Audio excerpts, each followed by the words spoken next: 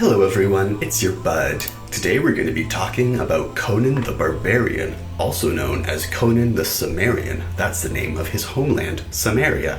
He is a literary fictional character created by Robert E. Howard in the 1930s and first published in a series of stories called The Weird Tales. Since then, he's had many other authors pick up his story, and I have not read all of his adventures. However, I do own the very first book, simply titled Conan. We're going to be reading through the Conan fandom, and then I might be giving you my thoughts on the character. Now, before I do anything about describing Conan, I think I should let you know about the world. The world is like a prehistory world, like with Atlantis and things like that. It's, I don't know, in the age before an age where there was an ancient empire, so it's not like in real history, it's in this fake sort of prehistory thing. Conan is a Cimmerian, a barbarian of the far north. He was born on a battlefield and is the son of the village blacksmith Conan. During his battle in Cimmeria, his mother Gretchen was fatally wounded by an enemy while attempting to save Conan. The weakened Gretchen uses the last of her strength to give birth to her son and name him Conan before she dies. He grew up quickly. By age 15, he was already a respected warrior, participating in the destruction of the Aquilonian outpost of Venarium. After this, he was struck by wanderlust and began the colorful and exciting adventures chronicled by Howard and others. Encountering various fabulous monsters, evil wizards, and beautiful wenches and princesses, he has traveled throughout the world and has been a thief and outlaw, a mercenary and commander of a mercenary company, and a pirate. He begins building larger units of men, aiming for greater territorial ambitions, though his efforts are repeatedly thwarted, usually by the total massacre of his forces except for himself. But in his 40s, he finally succeeds in becoming king of Aquilonia, the most powerful kingdom of the age, having strangled the previous ruler Numenides on the steps of the throne. In his 60s, Conan leaves his country, never to return, to seek new battles in the uncharted west, leaving Conan II, his son by Queen Zenobia, a former Nemedian slave girl, to rule Aquilonia in his stead. Although Conan's adventures often result in him performing heroic feats, his motive is more than often his own survival, enrichment, or rise to powers, and he thus displays many characteristics of an anti-hero. Conan is the anglicized version of the Irish name Conan. I don't know how it's pronounced. Conan, it's C-O-N-A-N, but the A has like an accent on it. There are several characters who bear the name Conan, or Conan, in Irish mythology, most notably Conan MacMona. Conan MacMorna, also known as Conan Mall the Bald, a member of the Fianna and an ally of Fionn MacCumhaill. I don't know any of those names. I know a few of the Irish stuff like the Tuatha De Danann and all of that, but I do not recognize any of those names. Anyways, while uncommon, the name is still used in Ireland.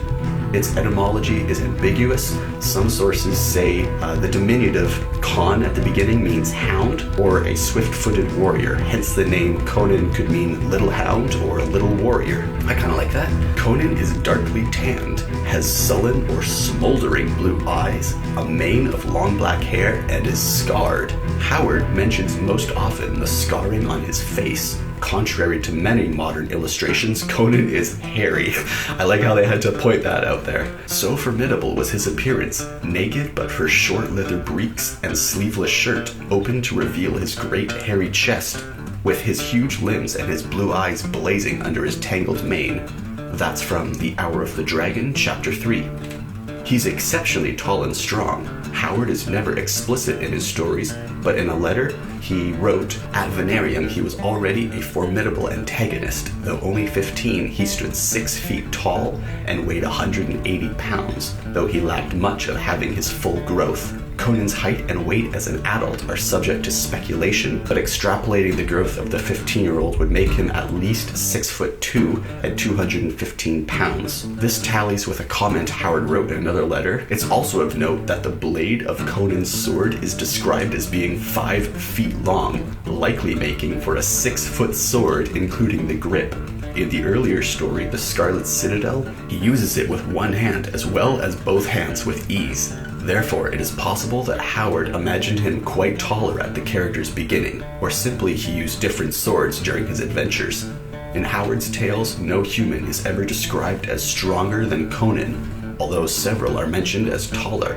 Although Conan is muscular, Howard frequently compares his silence, suppleness, agility, and way of moving to that of a panther. For example, he moved with the supple ease of a great tiger, his steely muscles rippling under his brown skin. That's from the Tower of the Elephant. And I do know about that one, the Tower of the Elephant. There's a jewel up there that he has to steal.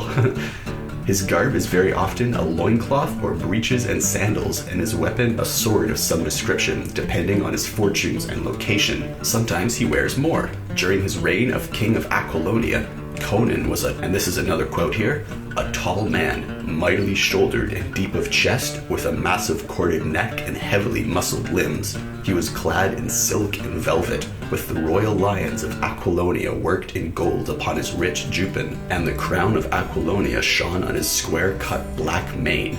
But the great sword at his side seemed more natural to him than the regal accoutrements. His brow was low and broad, his eyes a volcanic blue that smoldered as if with some inner fire. His dark, scarred, almost sinister face was that of a fighting man, and his velvet garments could not conceal the hard, dangerous lines of his limbs. That's from The Hour of the Dragon, page 89 to 90. He loses none of his vigor with age, with the above description coming when he's in his mid-40s. Though several later authors have referred to Conan as Germanic-looking, Howard imagined the Cimmerians as a proto-Celtic people with mostly dark hair and blue or gray eyes. Racially, the Cimmerians to which Conan belongs are descendants of the Atlanteans, though they do not remember their ancestry. In the pseudo-historical essay The Hyborian Age, Howard describes how the people of Atlantis, the land where his character Kull originated, had to move east after a great cataclysm changed the face of the world and sank their island, settling where northern Scotland and Norway would eventually be located.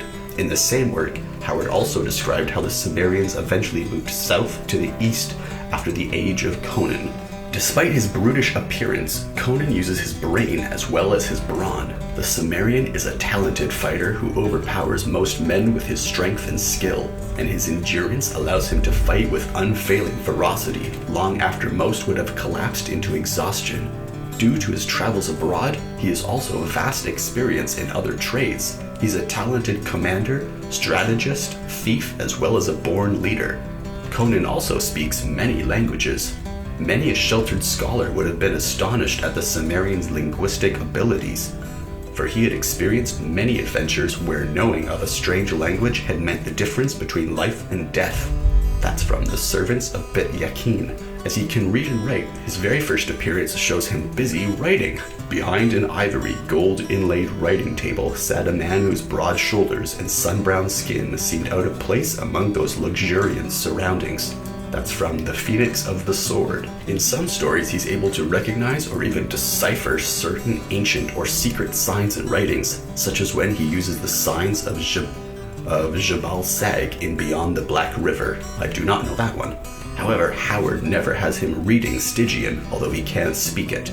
Stygian is one of the languages that they're like, I think the Stygians are like some evil people or something like that. Another noticeable trait is his sense of humor, largely absent in the comics and movies, and I just noticed that Marvel has done a comic run of Conan I didn't even know about, but very much a part of Howard's original vision of the character, particularly apparent in Zuthal of the Dusk, or the Slithering Shadow. He is a loyal friend to those true to him with a barbaric code of honor and chivalry that often marks him as more civilized to those more sophisticated people he meets in his travels. Indeed, his straightforward nature and barbarism are constants in all the tale. Barbarism, not barbarism. Oops. One fact that is often emphasized in the story is that Conan is very difficult to defeat in hand-to-hand combat. Conan needs only to have his back to the wall so he cannot be surrounded, and then is capable of engaging and killing opponents by the score. This is seen in several stories, such as Queen of the Black Coast, The Scarlet Citadel, and A Witch Shall Be Born. Conan prefers to fight with a single sword and an open offhand which he uses for punching and grappling. However, he's also skilled with shields, axes, spears, daggers, and many other weapons. Conan is not superhuman, though he did need the providential help of Zalada's wolf to defeat 4 Nemedian soldiers in the story The Hour of the Dragon. Some of his hardest victories have come from fighting single opponents, but ones of inhuman strength, ones such as Thak, the ape-man from Rogues in the House, or Strangler Baal Pator in Man-Eaters of Zambula, Shadows in Zambula. Conan is far from untouchable and has been captured several times, knocking himself out while running into a wall while drunk after being betrayed, although he still slays the people initially sent to arrest him, a fall from a wounded horse, but never as a result of martial failings. Okay, so he'll get drunk and Alexander himself into trouble. You know, like Alexander the Great got drunk and died or whatever, but other than that, like, he can't be defeated. One of Conan's skills is that of climbing. Cimmeria is a land of hills and cliffs, and its people are skilled at navigating them. Conan frequently astounds others with his abilities to climb sheer walls and cliffs. That's where he steals the jewel from the elephant's tower. Conan is not greatly skilled at diplomacy or deception, however his many years of combat experience have made him highly skilled at recognizing dissembling in others. He's especially skilled at reading body language or using it to miscommunicate his intentions. That's the whole barbarian thing coming out. So I just realized that there was no mention of Crom in that whole thing, so I'm going to read a bit from Conan, and I'm going to talk a bit about Crom. Crom is the head of the Cimmerian pantheon, and remember, it's Conan the Cimmerian. So the head of Conan's pantheon is Crom. Crom is the chief god of the Cimmerian pantheon, and he lives on a great mountain, from where he sends forth doom or death. It's useless to call upon Crom because he's a gloomy and savage god who despises the weak. However, Crom gives a man courage, free will, and the strength to kill their enemies at birth. Crom doesn't care if individuals live or die, and he despises weakness. Therefore, the name of Crom is typically only invoked during an oath or curse. He's the only member of the Cimmerian pantheon named with any regularity. So that was the wiki, but that did not feel like enough. So now I'm going to read you my favorite part from the Conan novel. And now from page 40 of the Conan book. Conan is in a cave, listening with his sensitive forest-trained ears for the echoes. Told him that the inner chamber was much larger than the outer one. The place smelt of ancient dust and bats' droppings. His shuffling feet encountered things scattered about the floor. While he could not see these objects, they did not feel like the forest litter that carpeted the antechamber. They felt more like man-made things. As he took a quick step along the wall, he stumbled over one such object in the dark. As he fell, the thing splintered with a crash beneath his weight. A snag of broken wood scraped his shin, adding one more scratch to those of the spruce boughs and the wolf's claws. Cursing, he recovered himself and felt for the dark, for the thing that he had demolished. It was a chair, the wood of which had rotted so that it had broke easily beneath his weight. He continued his explorations more cautiously. His groping hands had met another larger object, which he presently recognized as the body of a chariot. The wheels had collapsed with the rotting of their spokes, so the body lay on the floor amid the fragments of spokes and pieces of the rims. Conan's questing hands came upon something cold and metallic. His sense of touch told him that this was probably a rusty iron fitting for the chariot. This gave him an idea. Turning, he groped his way back to the inner portal, which he could barely discern against the all-pervading blackness. From the floor of the antechamber, he gathered a fistful of tinder and several stone chips. Back in the inner chamber, he made a pile of the tinder and tried the stones on the iron. After several failures, he found a stone that emitted a bright flash of sparks, which struck against the iron. Soon he had a small smoky fire sputtering, which he fed with broken rungs of the chair and the fragments of the chariot wheels. Now he could relax, rest from his terrible cross-country run, and warmed his numb limbs. The briskly burning blaze would deter the wolves, which still prowled about the outer entrance, reluctant to pursue him into the darkness of the cave, but also unwilling to give up their quarry. The fire sent a warm yellow light dancing across the walls of a roughly dressed stone. Conan gazed about him. The room was square and even larger than his first impressions had told him. The high ceilings was lost in thick shadows and clouded with cobwebs. Several other chairs were sat against the walls, together with a couple of chests that had burst open to show their contents of clothing and weapons. The great stone room smelt of death and ancient things long unburied. And then the hair lifted from the nape of his neck, for the boy felt his skin roughen with a supernatural thrill. For there, enthroned on a great stone chair at the furthest end of the chamber, sat a huge figure of a naked man. with a naked sword across his knees and cavernous skull face staring at him through the flickering firelight. Almost as soon as he had sighted the naked giant, Conan knew he was dead, long ages dead. The corpse's limbs were as brown as withered as dry sticks. The flesh on his huge torso had dried, shrunk, and split until it clung in tatters to naked ribs. This knowledge, however, did not calm the youth's sudden chill of terror. Fearless beyond his years in war, willing to stand against man or brute beast in battle, the boy feared neither pain nor death nor mortal foes, but he was a barbarian from the north hills of backward Cimmeria. Like all barbarians, he dreaded the supernatural terrors of the grave and the dark, with all its dreads and demons and the monstrous shamblings of the old night and chaos, which with the primitive folk people the darkness beyond the circle of their campfire. Much rather would Conan have faced even the hungry wolves than remain here with the dead things glaring down at him from its rocky throne, while the wavering firelight painted life and animation into the withered skull face and moved the shadows in its sunken sockets like dark, burning eyes. Although his blood ran chill and his nape hairs prickled, the boy fiercely took hold of himself, bidding his night fears be damned. He strode stiff-legged across the vault for a closer look at the long-dead thing. The throne was a square boulder of glassy black throne, roughly hollowed into the likeness of a chair on a foot-high dais.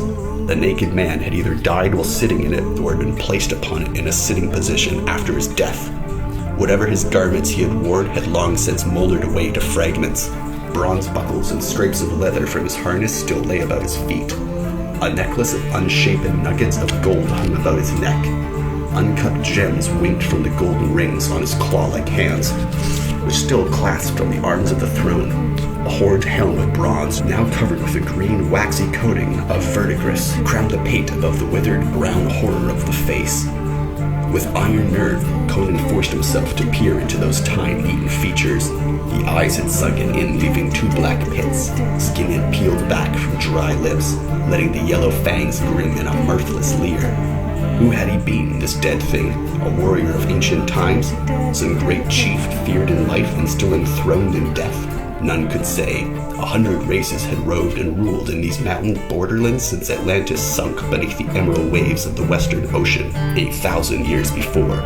From the horned helms, the cadaver might have been a chief of the primal Vanir or Aesir, or the primitive king of some forgotten Hyborian tribe, long since vanished into the shadows of time, buried under the dust of ages. Then Conan's gaze dropped to the great sword that lay across the corpse's bony thighs. It was a terrific weapon, a broadsword of a blade well over a yard in length. It was made of blued iron, not copper or bronze, as might have been expected from its obvious age. It might have been one of the first iron weapons born by the hands of men. The legends of Conan's people remembered the days when men hewn and thrust with ruddy bronze, and the fabrication of iron was unknown. Many battles had this sword seen in the dim past, for its broad blade, although still keen, was notched in a score of places where clanging it had met other blades of sword and axe in the slash and parry of the melee. Stained with age and spotted with rust, it was still a weapon to be feared. The boy felt his pulses, the blood of one born to war seethed within him. Crom, what a sword! He could more than hold his own against the starving wolves that padded, whined, and waited without. As he reached for the hilt with eager hand, he failed to see the warning flicker that moved within those shadowed eye sockets in the skull head of the ancient warrior. Conan hefted the blade. It seemed as heavy as lead, a sword of the elder ages. Perhaps some fabled heroed king of the old age had borne it. Some legendary demigod like Kull of Atlantis, King Volusia in the ages before Atlantis foundered beneath the restless sea. The boy swung the sword, feeling his thews swell with power and his heart beat faster with pride of possession. Gods, what a sword! With such a blade, no destiny was too high for a warrior to aspire to. With a sword such as this, even a half-naked young barbarian from the raw Cimmerian wilderness might hack his way across the world and wade through rivers of gore to a place among the high kings of earth. He stood back from the throne of stone, feinting and cutting the air with the blade, getting the feel of age-worn hilt across his hard palm. The keen old sword whistled through the smoky air, and the flickering light of the fire glanced in sparkling rays from the planes of the blade to the rough stone walls, whipping along the sides of the chamber like little golden meteors. With his mighty brand in his grasp, he could face not only the hungry wolves outside, but a world of warriors as well. The boy expanded his chest and boomed out the savage war cry of his folk. The echoes of that cry thunderously reverberated across the chamber, disturbing ancient shadows and dust. Conan never paused to think that such a challenge in such a place might rouse things other than shadows and dust. Things that by all means and rights should have slumbered without interruption through all future eons. He stopped, frozen in mid-stride, as a sound, an indescribable dry creaking, came from the throne side of the crypt. Wheeling, he saw and felt the hair lift from his scalp as the blood turned to ice in his veins.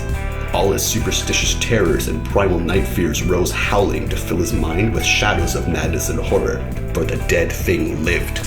Slowly, jerkily, the cadaver rose from its great stone chair and glared at him from its black pits, whence now living eyes seemed to blaze forth with a coldly malignant stare.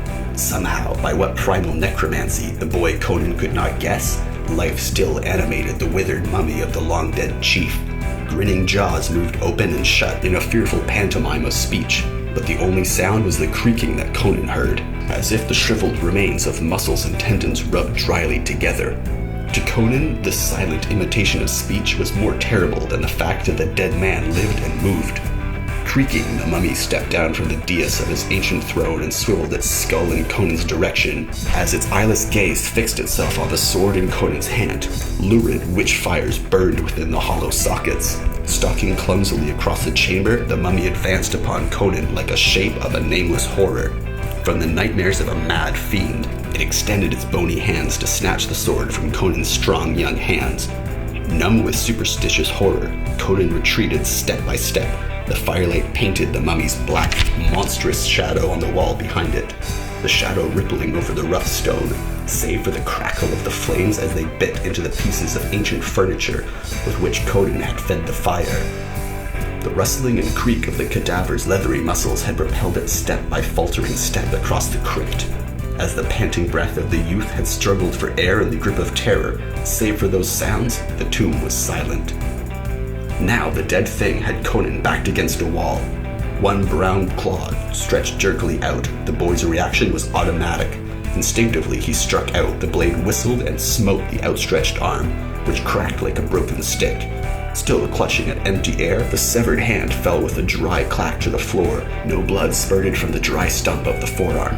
The terrible wound which would have stopped any living warrior did not even slow the walking corpse. It merely withdrew the stump of the maimed arm and extended the other. Wildly, Conan burst from the wall, swinging his blade in great snashing strokes. One blow caught the mummy in the sides, ribs snapping like twigs under the impact, and the cadaver was hurled off its feet with a clatter. Conan stood panting in the center of the room, clutching its worn hilt in a sweaty palm.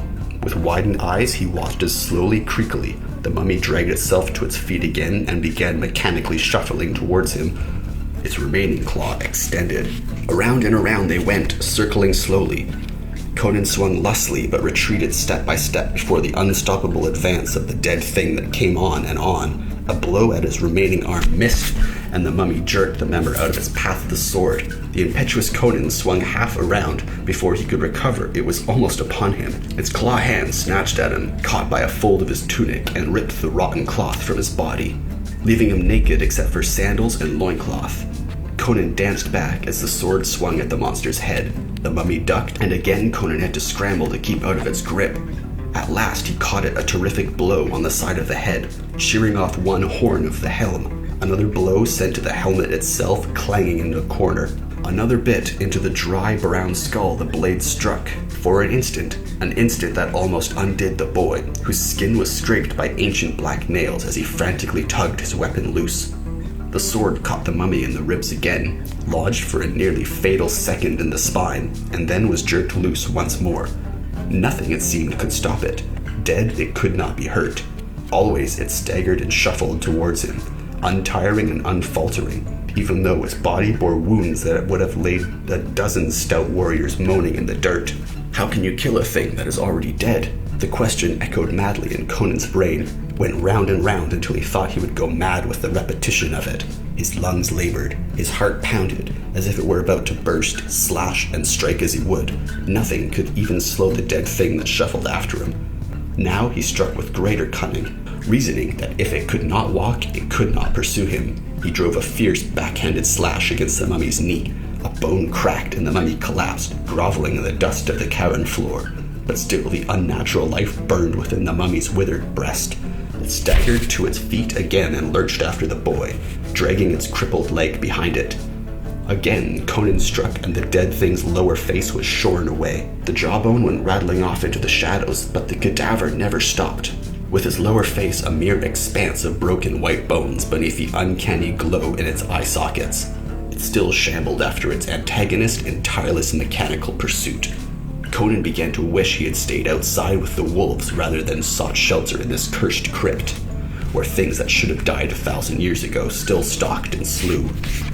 Then something caught his ankle. Off balance, he fell full length to the rough stone floor, kicking wildly to free his leg from that bony grip. He stared down and felt his blood freeze when he saw the severed hand of the corpse clutching his foot. Its bony claws bit into his flesh. Then a grisly shape of nightmare, horror, and lunacy loomed over him. The broken, mangled face of the corpse leered down into his, and one claw-handed darted towards his throat. Conan reacted by instinct. With all his might, he brought both sandaled feet up against the shrunken belly of the dead thing stooping over him. Hurled into the air, it fell with a crash behind him, right in the fire. Then Conan snatched at the severed hand which still gripped his ankle, tore it loose, rolled to his feet, and hurled the member into the fire after the rest of the mummy. He stopped to snatch up his sword and whirled back to the fire, to find the battle over. Desiccated by the passage of countless centuries, the mummy burned with the fury of dry bushwood. The unnatural life within it still flickered as it struggled erect, while flames ran up its withered form, leaping from limb to limb and converting into a living torch. It had almost clambered out of the fire when its crippled leg gave way and it collapsed into a mass of roaring flame. One blazing arm dropped off like a twitching stick. The skull rolled through the coals. Within minutes, the mummy was utterly consumed, but for a few glowing coals of blackened bone. Conan let out his breath with a long sigh and breathed deeply once again. The tension drained out of him, leaving him weary in every limb. He wiped the cold sweat of terror from his face and combed the back tangle of black hair with his fingers. The dead warrior's mummy was at last truly dead, and the great sword was his. He hefted it again, relishing its weight and power. For an instant, he thought of spending the night in the tomb. He was deathly tired. Outside, the wolves and cold waited to bring him down, and not even his wilderness-bred sense of direction could keep him on his chosen course on a starless night in a strange land. But then, the revulsion seized him. The smoke-filled chamber stank, now not only of the dust of ages, but also of the burning of long-dead human flesh, a strange odor like nothing Conan's keen nostrils had ever detected before, and altogether revolting. The empty throne seemed to leer at him. The sense of presence that struck him when he first entered the inner chambers still lingered in his mind. His scalp crawled and his skin prickled when he thought of sleeping in this haunted chamber. Besides, with his new sword, he was filled with confidence. His chest expanded and he swung the blade in whistling circles. Moments later, wrapped in an old fur cloak from one of the chests and holding a torch in one hand and a sword in the other, he emerged from the cave. There was no sign of the wolves. A glance upward showed that the sky was clearing. Conan steadied the stars and glimmered between patches of clouds, then once more set his footsteps southward. So that was my favorite part from the book of Conan, and I've always thought of that because Crom is described as living in a cave in the mountain. I always think that is the Sword of Crom, although it is called the Sword of Conan. But that's probably my favorite chapter. There's a lot to talk about, but not a lot to say. If you already know about Conan, then there's not much to learn. He's a very uncomplicated man with a straightforward journey. Though he comes up upon many challenges that he has to overcome, he is never outmatched in pure drive and determination. As from the moment of his birth on the battlefield, he was fighting for his life. There was no mention of Crom in the wiki, but for those unaware, Crom is the great warrior god whose sword Conan takes up at least That's what I believe. It might have just been a powerful iron sword from the Hyborian Age, but it felt like it was fate that Conan came upon that sword. I really like Conan. The world that is created, the blurring of history and myth, and the Atlantean and Hyborian ages. I love when authors put in the effort to make histories rich with stories that can be explored, and Conan might be one of the first that inspired me like this. I read Conan around the same time as John Carter and the Gore series, and I loved these books as a young adult. Plus, the art for Conan is always amazing. Frank Frazetta and Boris, or whatever the others' names are, always make such incredible art. Conan is such a beloved tale, and is one of the best stories ever written in my opinion. No fantasy setting is complete without a Conan-type character. I love learning about gods and myth and history, and when a story is filled with those topics, and even magic and princesses and kings and wars, I'm going to have to read it.